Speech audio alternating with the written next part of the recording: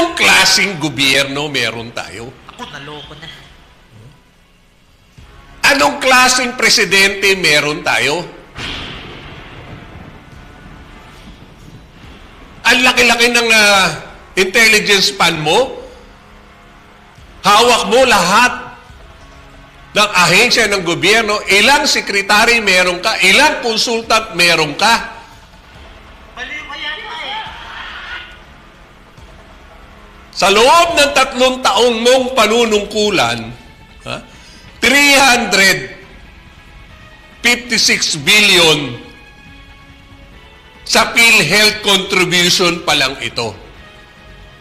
O, naglabas ng desisyon ang Korte Suprema, ipinababalik yung 60 billion.